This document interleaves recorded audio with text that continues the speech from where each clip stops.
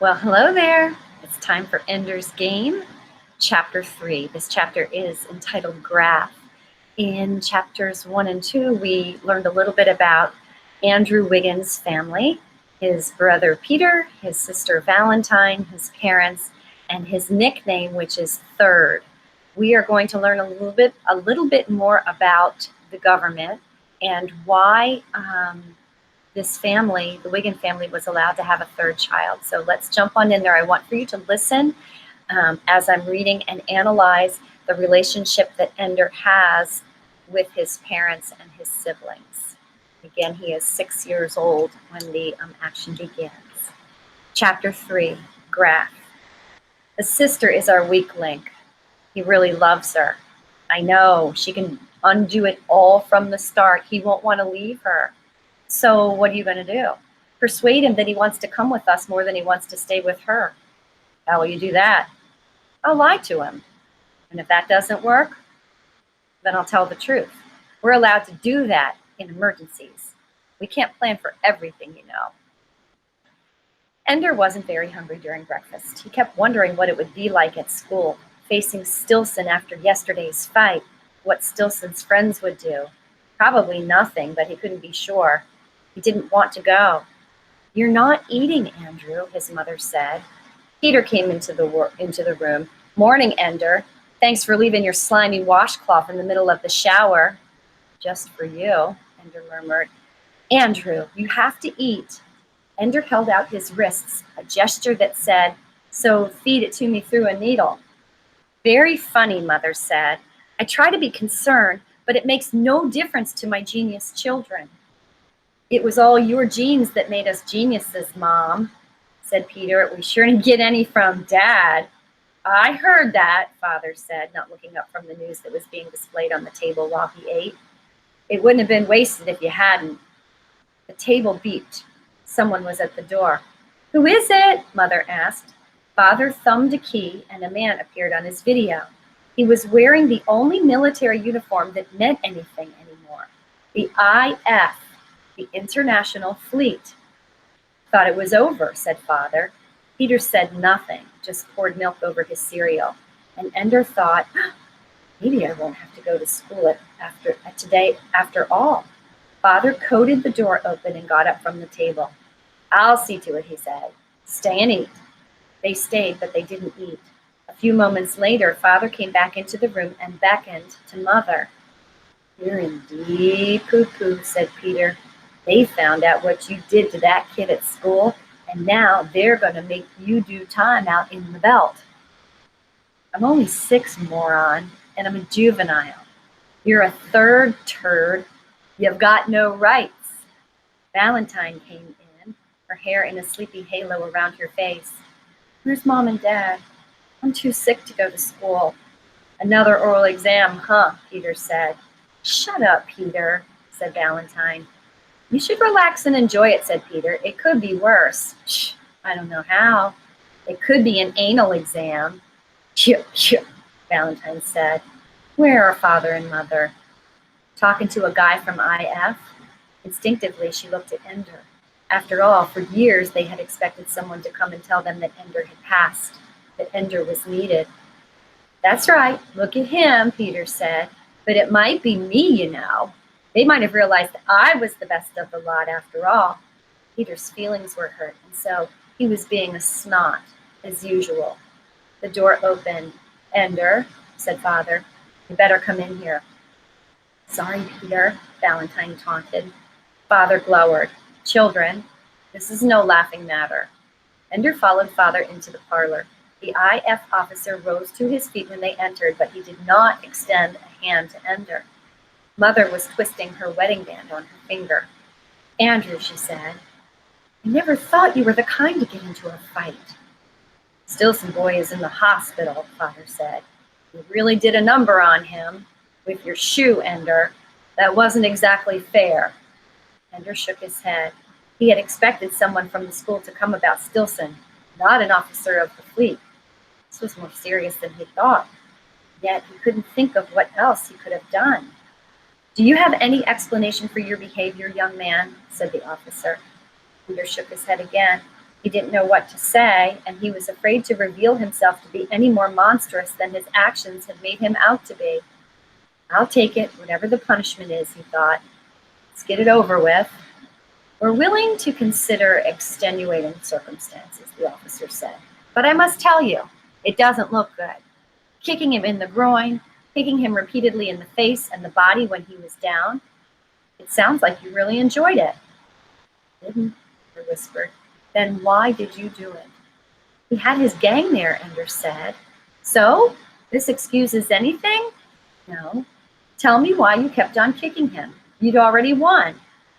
Well, knocking him down won the first fight. I wanted to win all the next ones too, so they'd leave me alone. Ender couldn't help it.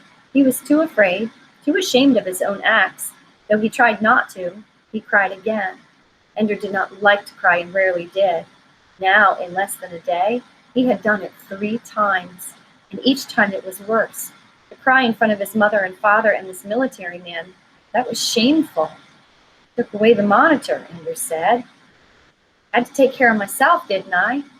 Ender, you should have asked a grown-up for help, Father began. But the officer stood up and stepped across the room to Ender. He held out his hand. My name is Graff, Ender. Colonel Hiram Graff. I'm director of a primary training at Battle School in the Bell. I've come to invite you to enter the school. After all, but the monitor. The final step in your testing was to see what would happen when the monitor came off. We don't always do it that way, but in your case, and he passed? Mother was incredulous. Incredulous means disbelieving. Putting the Stilson boy in the hospital? What would you have done if Andrew had killed him? Given him a medal? It isn't what he did, Mrs. Wiggin. It's why. Colonel Graff handed her a folder full of papers. Here are the requisitions.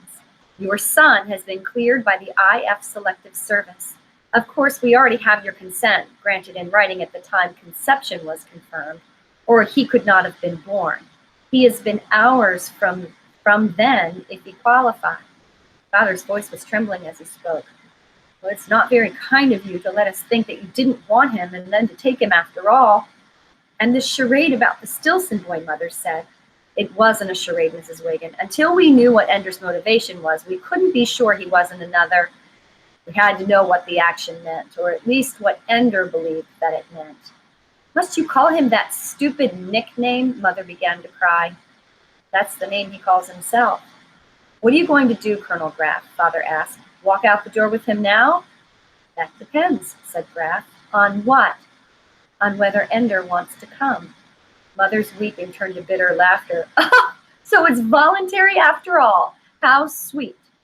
For the two of you, the choice was made when Ender was conceived. But for Ender, the choice has not been made at all. Conscripts make good cannon fodder. But for officers, we need volunteers. Officers? Ender asked. At the sound of his voice, the others fell silent. Yes, said Graff. Battle School is for training future starship captains and commodores of flotillas and admirals of the fleet. Let's not have any deception here, Father said angrily. How many of the boys at the Battle School actually end up in command of ships? Unfortunately, Mr. Wiggin, that is classified information. But I can say that none of our boys who makes it through the first year has ever failed to receive a commission as an officer, and none has retired from a position of lower rank than the chief executive officer of an interplanetary vessel. Even in the domestic defense forces within our own solar system, there's honor to be had. How many make it through the first year? Asked Ender. All who want to, said Graff. Ender almost said, I want to, but he held his tongue. This would keep him out of school, but that was stupid. That was just a problem for a few days. It would keep him away from Peter. That was more important. That might be a matter of life itself. But to leave Mother and Father, and above all, to leave Valentine, and become a soldier, Ender didn't like fighting. He didn't like Peter's kind, the strong against the weak, and he didn't like his own kind either, the smart against the stupid. I think, Graff said, that Ender and I should have a private conversation. No, Father said. I won't take him without letting you speak to him again, Graff said. And you really can't stop me. Father glared at Graf a moment longer, then got up and left the room. Mother paused to squeeze Ender's hand. She closed the door behind her when she left. Ender, Graf said, if you come with me, you won't be back here for a long time. There aren't any vacations from battle school. No visitors either. A full course of training lasts until you're 16 years old. You get your first leave under certain circumstances when you're 12. Believe me, Ender, people change in 6 years, in 10 years. Your sister Valentine will be a woman when you see her again if you come with me. You'll be strangers. You'll still love her, Ender, but you won't know her. You see, I'm not pretending it's easy. Mom and Daddy, I know you, Ender. I've been watching the monitor discs for some time. You won't miss your mother and father. Not much. Not for long. They won't miss you long either. Tears came to Ender's eyes in spite of himself. He turned his face away, but he would not reach up to wipe them. They do love you, Ender, but you have to understand what your life has cost them. They were born religious, you know. Your father was baptized with the name John Paul Wazorzik, Catholic, 7th of 9 children. 9 children? That was unthinkable. Criminal. Yes, well, people do strange things for religion. You know the sanctions, Ender. They were not as harsh then, but still not easy. Only the first 2 children had a free education. Taxes rose steadily with each new child. Your father turned 16 and invoked the Non-Complying Families Act to separate himself from his family. He changed his name, renounced his religion, and vowed never again to have more than the allotted 2 children. He meant it. All the shame and persecution he went through as a child, he vowed no child of his would go through it. Do you understand? He didn't want me? Well, no one wants a third anymore. You can't expect them to be glad, but your father and mother are a special case. They both renounced their religions. Your mother was a Mormon, but in fact their feelings are still ambiguous. Ambiguous means unclear. Do you know what ambiguous means? They feel both ways. They're ashamed of having come from non-compliant families. They conceal it. To the degree that your mother refuses to admit to anyone that she was born in Utah, lest they suspect. Your father denies his Polish ancestry since Poland is still a non-compliant nation and under international sanction because of it. So you see, having a third, even under the government's direct instructions, undoes everything they've been trying to do. Well, I know that, but it's more complicated than that. Your father still names you with legitimate saints' names. In fact, he baptized all 3 of you himself as soon as you got home and you were born. Your mother objected. They quarreled over it each time, not because she didn't want you baptized, but because she didn't want you baptized Catholic. They haven't really given up their religion. They look at you and see you as a badge of pride because they were able to circumvent the law and have a third, but you're also a badge of cowardice because they dare not go further and practice the non-compliance they still feel is right. And you're a badge of public shame because at every step you interfere with their efforts at assimilation into normal complying society. How can you know all of this? Oh, we monitored your brother and sister, Ender. You'd be amazed at how sensitive the instruments are. We were connected directly to your brain. We heard all that you heard, whether you were listening carefully or not. Whether you understood or not, we understand. So my parents love me and don't love me? They love you. The question is whether they want you here. Your presence in this house is a constant disruption, source of tension. Understand? I'm not the one who causes the tension. Not anything you do, Ender. Your life itself. Your brother hates you because you are living proof that he wasn't good enough. Your parents resent you because of all of the past they are trying to evade. Valentine loves me with all her heart. Completely, unstintingly, she's devoted to you and you adore her. I told you it wouldn't be easy. What is it like there? Hard work, studies, just like school here, except we put you into mathematics and computers much more heavily, military history, strategy and tactics, and above all, the battle room. What's that? War games. All the boys are organized into armies. Day and night, in zero gravity, there are mock battles. Nobody gets hurt, but winning and losing matter. Everybody starts as a common soldier taking orders. Older boys are your officers, and it's their duty to train you and command you in battle. More than that, I can't tell you. It's like playing buggers and astronauts, except that you have weapons that work and fellow soldiers fighting beside you, and your whole future and the future of the human race depends on how well you learn, how well you fight. It's a hard life, and you won't have a normal childhood. Of course, with your mind, and as a third to boot, you wouldn't have a particularly normal childhood anyway. All boys? A few girls. They don't often pass the tests to get in. Too many centuries of evolution are working against them. None of them will be like Valentine anyway, but they'll be brothers there, Ender. Like Peter? Peter wasn't accepted, Ender, for the very reasons that you hate him. I don't hate him, I'm just afraid of him. Well, Peter isn't all bad, you know. He was the best we'd seen in a long time. We asked your parents to choose a daughter next. They would have anyway, hoping that Valentine would be Peter, but milder. He was too mild. And so we requisitioned you to be half Peter and half Valentine. Things worked out right. Am I? As far as we can tell. The tests are very good, Ender, but they don't tell us everything. In fact, when it comes down to it, they hardly tell us anything. But they're better than nothing. Graf leaned over and took Ender's hands in his. Ender Wiggin, if it were just a matter of choosing the best and happiest future for you, I'd tell you to stay home. Stay here. Grow up. Be happy. There are worse things than being a third. Worse things than being a big brother who can't make up his mind whether to be a human being or a jackal. Battle school is one of those worst things. But we need you. The buggers may seem like a game to you now, Ender, but they damn near wiped us out last time. They had us cold, outnumbered, and outweaponed. The only thing that saved us was that we had the most brilliant military commander we ever found. Call it fate, call it God, call it damn fool luck. We had Mazer Rackham. But we don't have him now, Ender. We've scraped together everything mankind could produce. A fleet that makes the one they sent against us last time seem like a bunch of kids playing in a swimming pool.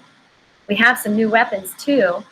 It might not be enough, even so, because in the 80 years since the last war, they've had as much time to prepare as we have. We need the best we can get, and we need them fast. Maybe you're not going to work out for us, and maybe you are.